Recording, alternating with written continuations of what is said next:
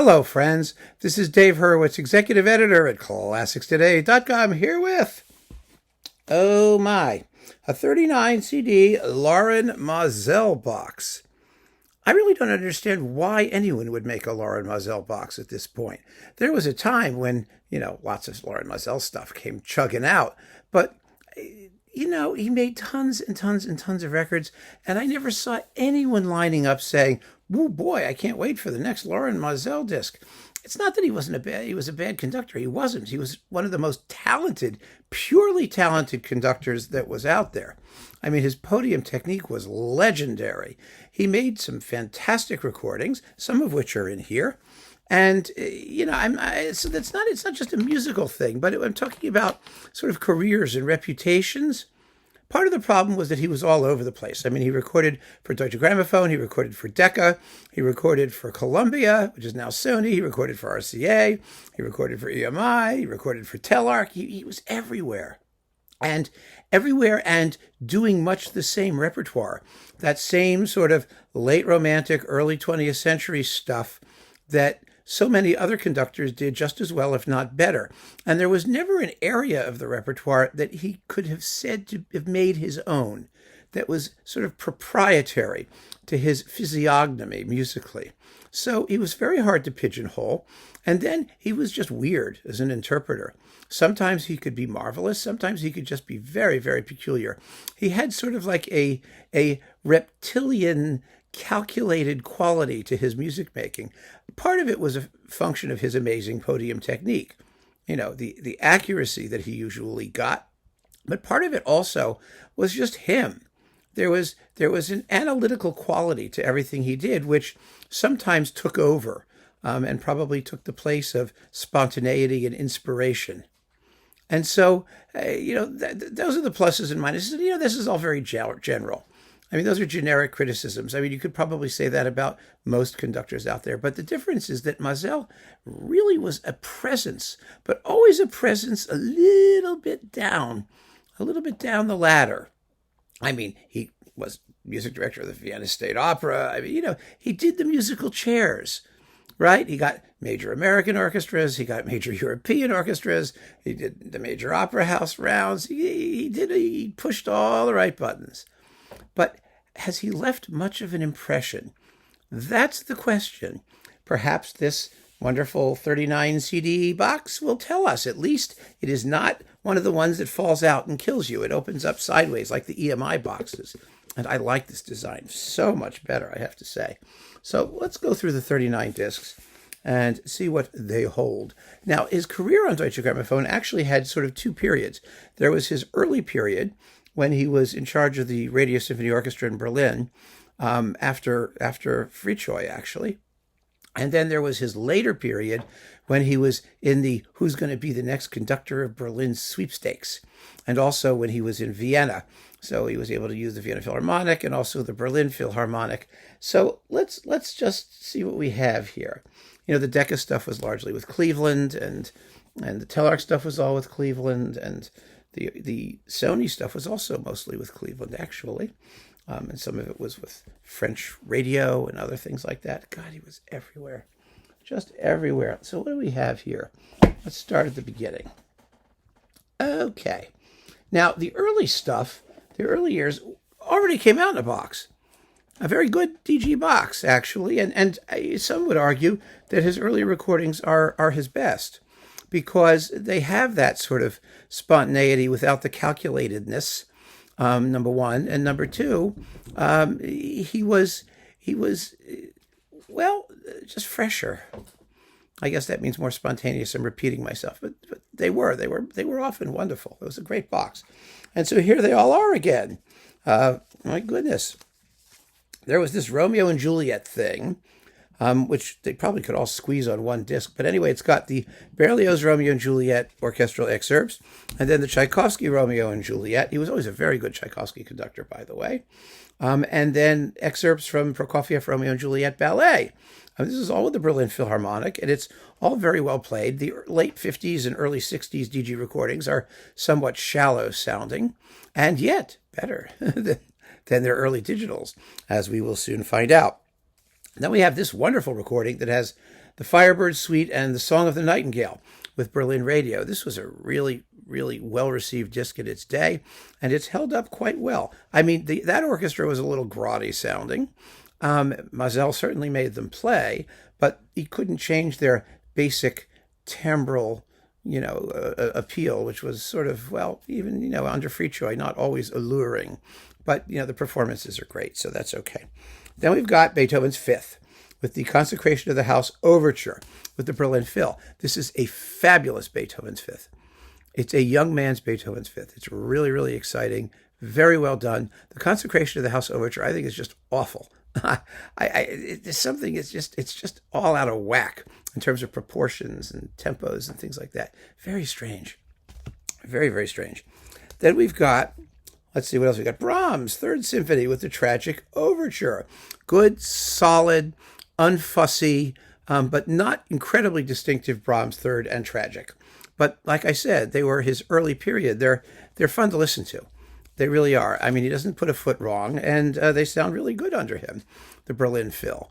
I mean, he had the Berlin Phil, at the same time that Karajan was just getting warmed up, and really kind of cool, actually. Respighi, Pines of Rome, Mussorgsky, Night on Bald Mountain, Rimsky, Capriccio Espagnol, again with the Berlin Phil. These performances were highly regarded. I find them to be somewhat flat-footed, particularly because in Pines, there's just, all that percussion you're supposed to hear, and you just don't. And the bass and the thumping and it just lacks a certain sense of grandeur, and the sonics just don't do it justice. I mean, none of these performances, although they're very well played for what they were. But early 60s Berlin Phil, again, was an orchestra that had its ups and downs in terms of different departments. And however good the playing Maazel got, and he got, they were really best still when they were sticking to the German repertoire that they staked their reputation on. They really were. And then we've got Schubert, Symphony 4 and the Unfinished. Very good. No need to talk more about them. They're just very good. All these early Schubert ones were good. Mozart, Symphony number 1, then number 28 and number 41, the Jupiter. And this is with the Orchestre National de la Radiodiffusion Télévision Française. I don't know why they bothered doing this. I really don't. It's not distinctive in any particular way. Beethoven Pastoral, also very, very beautiful, as good as the Fifth, with the 12 contradances for orchestra without opus. Woo, 14. Berlin Phil. Really, two of the Beethoven stuff was like the highlight, one of the highlights of his early period. Ravel, L'Enfant et les Sortilèges, the reference recording for like a billion years, and it's still amazing. The fabulous French cast. We've got Françoise Augeas, how you pronounce it, who knows? Janine Collard, Jane Barbier, Sylvain Guillemot, Colette Herzog. They're just wonderful. Absolutely wonderful. And so is L'Heure Espagnole, which he did a little bit later, and which appears in this case a couple discs later. Usually you get them, packaged together. That was one of the absolute highlights of his early period. Those were reference recordings for like decades, and they still are. They absolutely are. Mendelssohn Italian and Reformation symphonies. Very nice performances, vastly superior to what Karajan would do later. Schubert, numbers 5 and number 6. Charming. Well done. You probably aren't going to jump out of your seat, but that's okay. Franck, Symphony in D minor with the Berlin Radio Symphony. I like this D minor. This is one of those razor-sharp early performances of his that has not yet become lizard-like and reptilian, but it's really focused and very exciting and not clogged, and there's no chromatic sludge in that performance at all. Britain, Young Person's Guide to the Orchestra with Maazel himself narrating.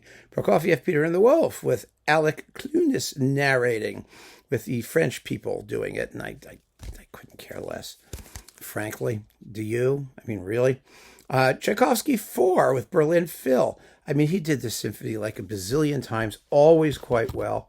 He was very, very good, like I said, in Tchaikovsky. His Tchaikovsky symphonies are great. His last one, I think, was on Telarc.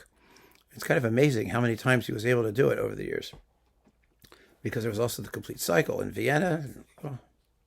Tons of stuff. All right. Schubert 2 and 3.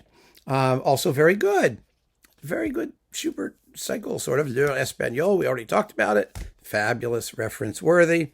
Grace Bumbry with Lorin Maazel doing El Amor Brujo. I like this performance. It's fun. It really is, along with the dances from El Sombrero de Tres Picos. But the orchestra doesn't sound all that alluring. They just don't. I mean, they play really well. And the El Amor Brujo is a smoker of a performance. It really is. Late Maazel, Louisa Miller. I love Louisa Miller. It's a great opera. With, let's see, Ricciarelli, Domingo, and Brusson and Obrazova. Not the greatest cast in the world.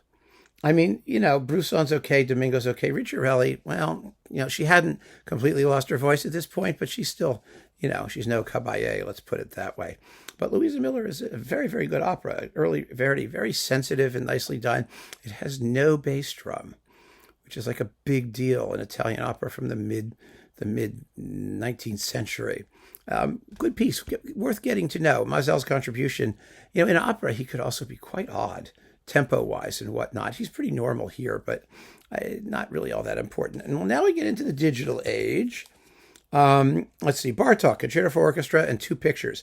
This is a very good disc. I like these performances considerably. I enjoyed them when they came out, and they didn't suffer from quite as glassy and shallow a recording. These early early digital DGs, that's what they are, early digital DGs. Early digitals in Berlin really sounded not great, quite frankly. Tchaikovsky Violin Concerto and Serenade Melancholique with Gidon Kramer and Berlin Phil. Not romantically fun enough. I mean, you can rationalize it all you want. It's a postmodern interpretation. You just need more allure from the violinist, and Maazel's contribution is unexceptional. Okay, lots of New Year's concerts. He did them for years.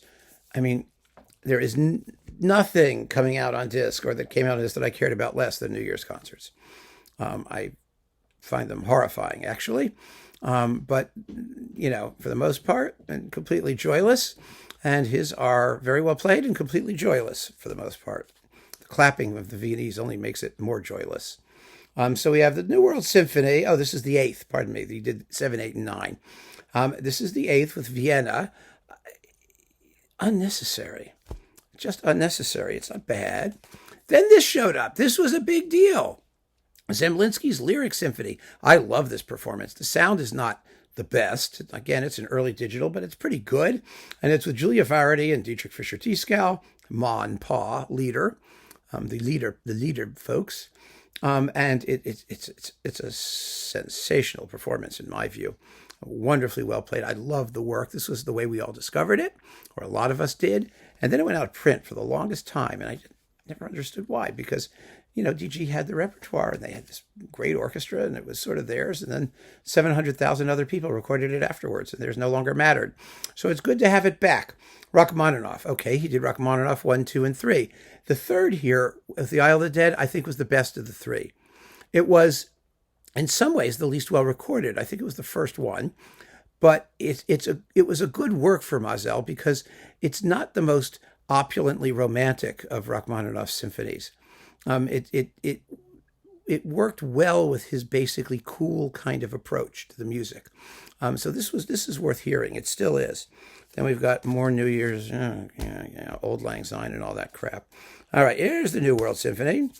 There it is, the good old New World with the Carnival Overture with Vienna. It's a good performance, but not a necessary one. Rachmaninoff 2. I don't find this to be terribly competitive. Nothing wrong with it. It's Berlin. It's well played. There are just better ones. More romantically effusive ones. What's here? New Year's concert. Oh, God, 1983. Live in Vienna. It's more New Year's concert stuff. It's live in Vienna. It's, Strauss stuff.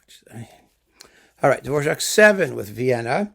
And again, there's no coupling. That's all there is. There are so many better Dvorak 7s than this one. This is just a sort of straight ahead, not particularly characterful performance. Very well played. So recording. There you go. Zarathustra and Macbeth with the Vienna Phil. Well, this is fun. This was fun because it had Macbeth, which one didn't hear every day back in the day. And it's a very good Macbeth. I mean, it doesn't have the tam-tam that Nima Yarvi does, but then who does?